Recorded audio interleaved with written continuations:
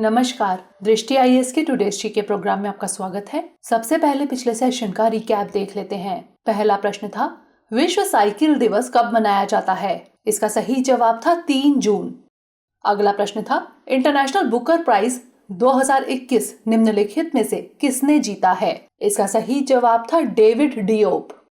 अगला प्रश्न था, खबरों में रही त्रिरश्मि बौद्ध गुफाएं कहाँ हैं? इसका सही जवाब था नासिक। अगला प्रश्न था, हाल ही में केंद्रीय मंत्रिमंडल ने सतत शहरी विकास के क्षेत्र में सहयोग के लिए भारत और डैश के बीच समझौता ज्ञापन को मंजूरी दी। इसका सही जवाब था मालदीव। अगला प्रश्न था, इजराइल का नया राष्ट्रपति निम्नलिखित में से किसे चुना गया है? इसका सही जवाब था इसाक हेरजोग। अगला प्रश्न था, हाल ही में किस देश की नौसेना के सबसे बड़े युद्धपोत खर्ग में आग लग गई और बाद में वह ओमान की खाड़ी में डूब गया? इसका सही जवाब था ईरान। अगला प्रश्न था, वेरिटास निम्नलिखित में से किसका मिशन है? इसका सही जवाब था नासा। अगला प्रश्न था, कल्पसर परियोजना किस राज्य की पहल है? इसका सही जवाब था गुजरात। अगला प्रश्न था, किस राज्य ने कोरोना मुक्त गांव प्रतियोगिता की घोषणा की है? इसका सही जवाब था महाराष्ट्र। अंतिम प्रश्न था, इंडियन एयरफोर्स का अगला उप प्रमुख किसे नियुक्त किया गया है? इसका सही जवाब था विवेक राम चौधरी। शुरुआत करते हैं आज के सेशन की। सबसे पहले देखेंगे अभ्यास प्रश्न। नीति आयोग द्वारा जारी एसडीजी इंडिया इंडेक्स 2020-21 में कौन सा राज्य पहले स्थान पर है? केरल, हिमाचल प्रदेश, कर्नाटक या फिर उत्तराखंड? इसका सही जवाब ऑप्शन ए केरल।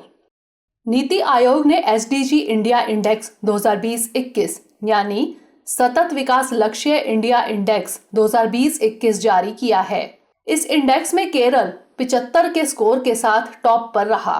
हिमाचल प्रदेश और तमिलनाडु दोनों 74 के स्कोर के साथ दूसरे स्थान पर रहे। इस साल के सूचकांक में बिहार, झारखंड और असम सबसे खराब प्रदर्शन करने वाले राज्य रहे। इंडेक्स में राज्यों में बिहार सबसे नीचे रहा। केंद्र शासित प्रदेशों में पहले एवं दूसरे स्थान पर क्रमशः चंडीगढ़ एवं दिल्ली रहे। एसडीजी इंडिया इंडेक्स 2020-21 इस सूचकांक का तीसरा संस्करण है। यह इंडेक्स सामाजिक, आर्थिक और पर्यावरणीय मापदंडों के आधार पर राज्यों और केंद्र शासित प्रदेशों की प्रगति का मूल्यांकन करता है। तो इस तरह इस प्रश्न का सही जवाब है ऑप्शन ए केरल। हमारे वीडियो अंग्रेजी में देखने के लिए फॉलो करें हमारा ही दूसरा यूट्यूब चैनल दृष्टि आईएएस इंग्लिश। आज के सेशन का पहला प्रश्न है, हाल ही में किस देश ने अंतर्राष्ट्रीय कोविड-19 वैक्सीन शेयरिंग प्रोग्राम की घोषणा की है? ऑस्ट्रेलिया, अमेरिका, यूनाइटेड किंगडम या फिर भारत? इसका सही जवाब है ऑप्शन बी अमेरिका। अमेरिका के राष्ट्रपति जो बिडेन ने अंतर्राष्ट्रीय कोविड-19 वैक्सीन शेयरिंग प्रोग्राम की घोषणा की है। बाइडेन प्रशासन की इस योजना के तहत 75% अतिरिक्त खुराकें संयुक्त राष्ट्र के सहयोग से चलाई जा रही कोवैक्स पहल के जरिए भेजी जाएंगी। आपको बता दें कि इस बारे में प्रधानमंत्री श्री नरेंद्र मोदी से अमेरिका की उपराष्ट्रपति कमला हैरिस ने बात भी की है। अमेरिका की इस पहल के तहत भारत को भी मदद दी जाएगी। अमेरिका ने पहले भी कहा था कि टीके की 8 करोड़ खुराकें जून अंत तक दुनिया के साथ साझा करने का उसका इरादा है। बाइडेन प्रशासन ने कहा है कि 25% खुराकें आपात स्थिति और सहयोगी देशों को सीधे भेजने के लिए सुरक्षित रखी जाएंगी। तो इस तरह इस प्रश्न का सही जवाब है ऑप्शन बी अमेरिका।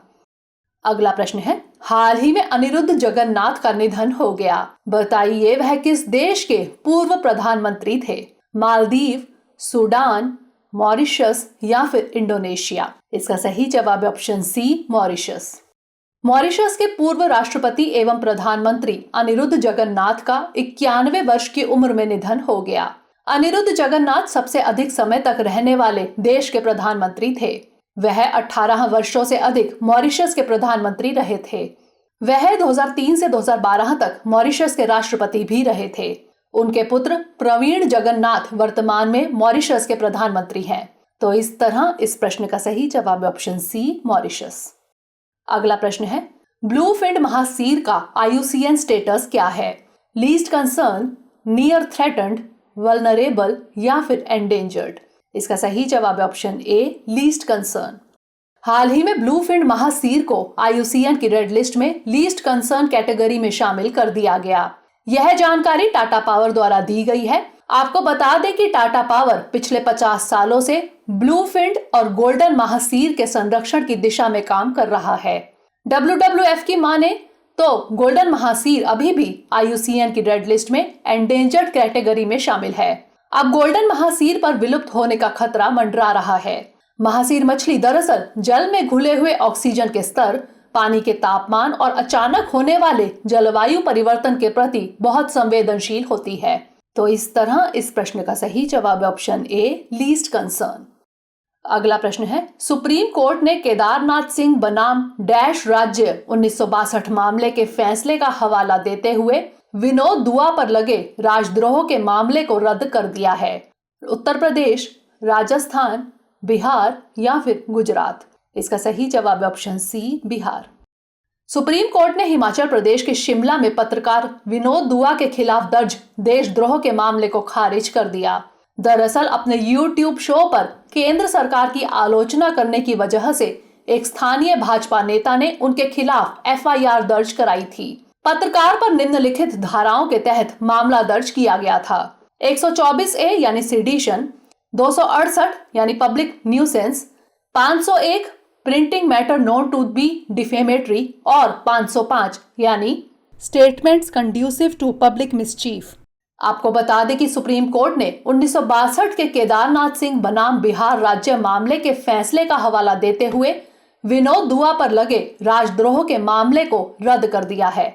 तो इस तरह इस प्रश्न का सही जवाब है ऑप्शन सी, बिहार।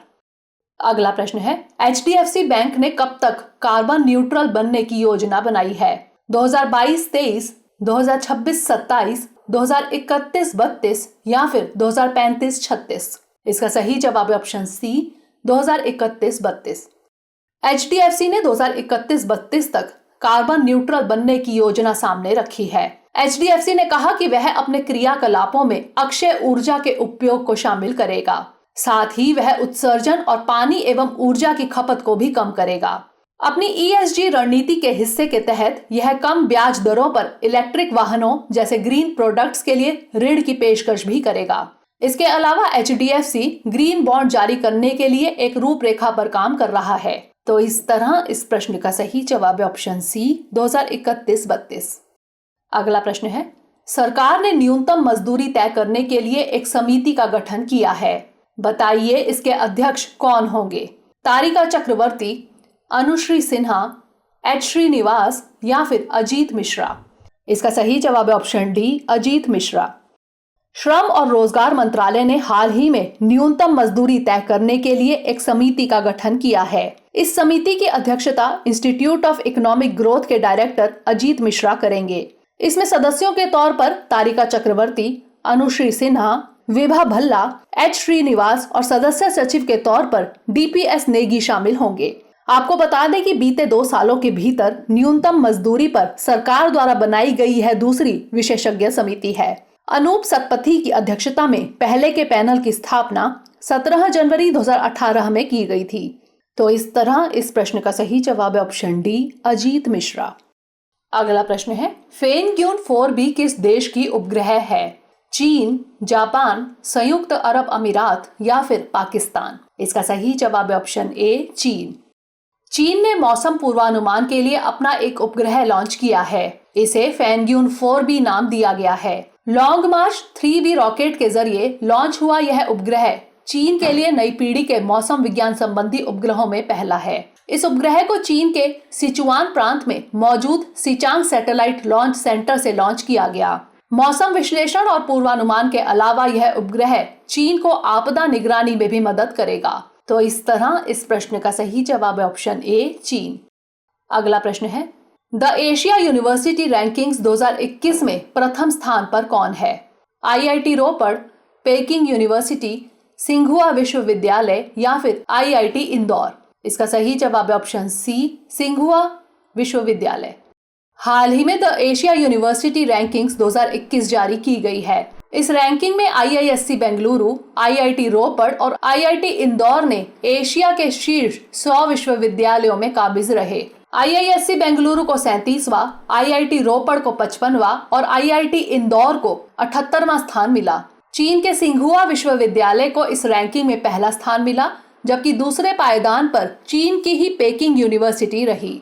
तीसरे और पांचवें पायदान पर सिंगापुर के विश्वविद्यालय रहे, जबकि यूनिवर्सिटी ऑफ हांगकांग को चौथा पायदान मिला। तो इस तरह इस प्रश्न का सही जवाब है ऑप्शन सी, सिंघुआ विश्वविद्यालय।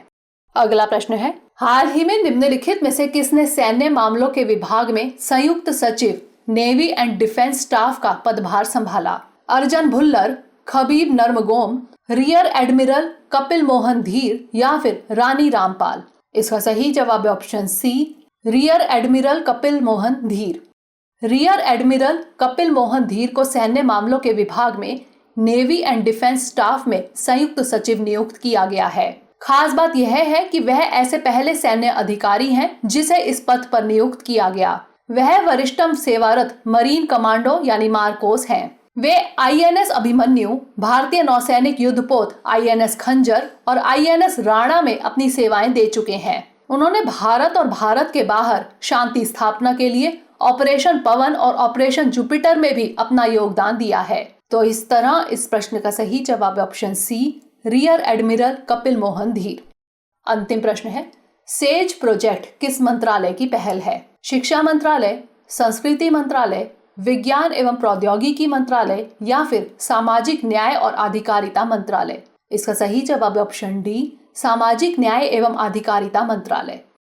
हाल ही में सामाजिक न्याय और अधिकारिता मंत्री थावर चंद गहलोत ने सेज प्रोजेक्ट का शुभारंभ किया। यहाँ सेज का पूरा नाम senior care ageing growth engine है। भारत में तेजी से बढ़ती वरिष्ठ नागरिकों की आबादी की जरूरतों को ध्यान में रखकर इस प्रोजेक्ट को लाया गया है। इस पहल के तहत चुने गए विश्वसनीय स्टार्टअप्स द्वारा बुजुर्गों की देखभाल के लिए उत्पाद और सेवाएं उपलब्ध कराने के लिए चयन, सहायता और निर्माण के लिए वन स्टॉप एक्सेस प्रारंभ किया जाएगा। आपको बता दें कि यह परियोजना बुजुर्गों के लिए स्टार्टअप पर अधिकार प्राप्त विशेषज्ञ समिति यानी एम्पावर्ड एक्सपर्ट कमेटी की रिपोर्ट की सिफारिशों के बाद तैयार की गई है। तो इस तरह इस प्रश्न का सही जवाब है ऑप्शन डी, सामाजिक न्याय एवं अधिकारिता मंत्रालय। अब नोट कर लेते हैं आज का अभ्यास प्रश्न। निम्नलिखित में से कौन सा देश संयुक्त राष्ट्र पर्यावरण कार्यक्रम यानी UNEP की साझेदारी के साथ विश्व पर्यावरण दिवस 2021 की मेजबानी करेगा? भारत, इंडोनेशिया, पाकिस्तान या फिर दक्षिण कोरिया? इसका उत्तर हमें कमेंट सेक्शन में भेजना मत भूलिएगा। अगले सेशन में नए प्रश्नों के साथ मिलेंगे। तब तक के लिए stay safe and stay motivated.